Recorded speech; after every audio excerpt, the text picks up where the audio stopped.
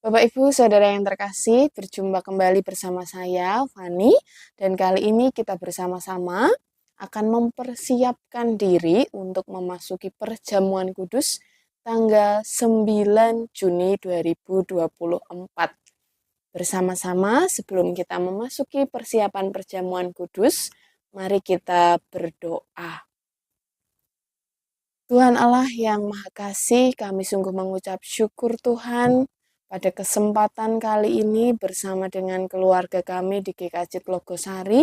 Kami boleh mempersiapkan diri untuk memasuki undangan perjamuan kudus Tuhan. Kami sungguh mengucap syukur saat ini kami boleh mempersiapkan diri. Kiranya Tuhan sendiri yang membimbing hati dan pikiran kami, biarlah kami pun boleh mengerti sabda firman Tuhan dan melakukannya di sepanjang persiapan kami di dalam menyambut perjamuan kudus Tuhan. Terima kasih ya Bapa. Amin. Bapak Ibu Saudara yang terkasih, bersama-sama pada saat ini kita akan belajar satu firman Tuhan yang diambil dari 2 Korintus 4 ayatnya yang pertama sampai ayat yang kedua. Saya bacakan. Oleh kemurahan Allah, kami telah menerima pelayanan ini. Karena itu kami tidak tawar hati, tetapi kami menolak segala perbuatan tersembunyi yang memalukan. Kami tidak berlaku licik dan tidak memalsukan firman Allah. Sebaliknya, kami menyatakan kebenaran dan dengan demikian kami menyerahkan diri kami untuk dipertimbangkan oleh semua orang di hadapan Allah. Ini adalah firman yang mendasari perenungan kita pada saat ini. Bapak Ibu Saudara yang terkasih, adakah di antara kita yang merasa pernah memiliki hutang budi pada orang lain? Seringkali hutang budi yang besar itu misalnya ketika kita sedang mengalami satu musibah, kecelakaan, atau sakit penyakit, kemudian ada orang yang menolong kita. Lalu kemudian kita menyatakan, wah aku utang nyowo. Saya berhutang nyawa pada orang itu. Atau misalnya kita merasa berhutang budi karena ketika kita mengalami kesulitan ekonomi, kemudian ada orang yang dengan penuh ketulusan hati membantu kita. Atau ketika kita sedang berjuang untuk membesarkan, menyekolahkan anak-anak, lalu kemudian ada orang yang berbaik hati mau memberikan beasiswa kepada anak kita. Kemudian kita merasa kita berhutang budi. Saya sangat berhutang pada orang ini karena dia melakukan kebaikan di dalam kehidupan saya. Seringkali kemudian yang kita pikirkan adalah bagaimana aku bisa membalaskan hutang itu. Lalu kita akan mencoba mengucapkan terima kasih dengan berbagai cara. Jadi mengucapkan terima kasih dengan ucapan, saya berterima kasih karena sudah dibantu dan lain sebagainya. Atau kadang kita mengucapkan terima kasih dengan cara memberikan sesuatu.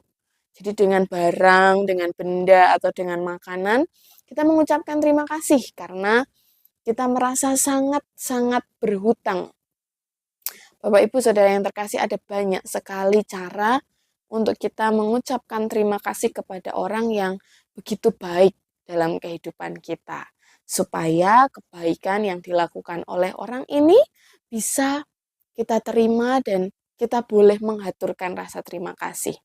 Bapak Ibu Saudara yang terkasih, begitu juga yang dilakukan Paulus di sepanjang perjalanannya. Kita tahu bersama siapa Paulus yang dulunya dipanggil Saulus itu. Dia adalah orang yang melakukan penganiayaan pada pengikut Tuhan Yesus. Dan akhirnya dia menjadi rasul Tuhan, dipanggil oleh Tuhan sendiri. Lalu karyanya begitu luar biasa, karyanya begitu besar gitu.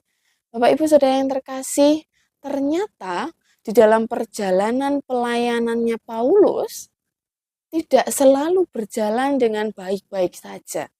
Tidak selalu berjalan mulus, tanpa rintangan, tanpa hambatan. Dalam perjalanan pelayanan Paulus itu Paulus seringkali mengalami beberapa persoalan. Misalnya ketika dia melayani di Korintus pada waktu itu, Paulus meninggalkan Korintus, kemudian di sana ada rasul-rasul palsu, ada guru-guru palsu yang mengajarkan ajaran-ajaran yang tidak benar. Bahkan di sana tadi dikatakan memalsukan firman Allah. Tetapi dengan adanya tantangan dan hambatan ini tidak membuat Rasul Paulus kemudian menyerah. Karena pelayanannya adalah wujud terima kasihnya kepada Tuhan, maka dia tetap melakukan pelayanan itu dengan setia dan dengan penuh dengan ketekunan. Dia tidak berhenti ketika dia mendapatkan hinaan atau fitnahan dari guru-guru palsu, rasul-rasul palsu yang ada di Korintus, tetapi yang dia lakukan adalah bertahan. Di dalam penderitaannya, dia tetap bertahan. Di dalam pelayanannya, dia tetap bertahan dengan setia dan tekun. Ini adalah wujud terima kasih kepada Tuhan karena Tuhan sudah mengizinkan Paulus menjadi pelayannya. Bapak Ibu Saudara yang terkasih, ada banyak hal yang perlu kita syukuri di dalam kehidupan kita. Kalau saat ini kita punya kesehatan, itu juga karena berkat Tuhan. Kalau saat ini keluarga kita baik-baik saja, itu juga karena berkat Tuhan. Kalau saat ini kita dalam segala keterbatasan, kekurangan kita masih bisa mendidik, membesarkan, menyekolahkan anak, semuanya karena berkat Tuhan. Bahkan kalau hari ini kita bisa makan, dan kalaupun hari ini kita tidak punya uang untuk membeli makanan, tapi bagaimanapun cara Tuhan untuk merawat kehidupan kita, ada makanan yang Tuhan hidangkan di depan kita, mungkin melewati orang-orang terkasih di sekitar kita, semuanya karena berkat Tuhan.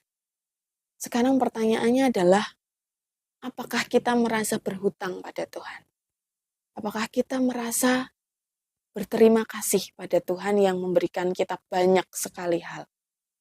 Itu yang bersama-sama akan kita renungkan, bagaimana kehidupan kita adalah wujud ungkapan syukur kita kepada Tuhan.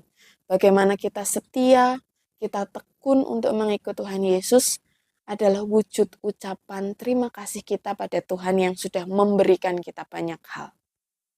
Bersama-sama, pada saat ini kita menyiapkan hati dan pikiran kita untuk memasuki perjamuan kudus dengan perenungan tentang ucapan terima kasih kepada Tuhan. Saat hening bagi kita.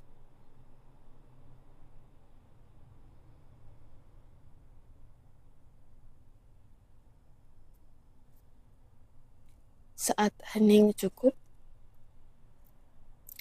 Bapak Ibu Saudara yang terkasih, bersama-sama sebelum kita memasuki sakramen perjamuan kudus, kita akan melakukan uji diri dengan beberapa pertanyaan berikut. Bapak Ibu boleh menjawab di dalam hati di rumah masing-masing. Yang pertama, apakah kita mengakui bahwa kita berada dalam kondisi tidak selamat, tetapi oleh anugerah Allah, kita diselamatkan melalui pengorbanan Tuhan Yesus? Yang kedua, apakah kita bersedia dan bersungguh-sungguh menjalani hidup baru di dalam kuasa Roh Kudus? Dan yang ketiga, apakah kita bersedia menjalani hidup dengan penuh syukur dalam persekutuan sebagai keluarga Allah? Bersama kita merenungkan pertanyaan-pertanyaan berikut.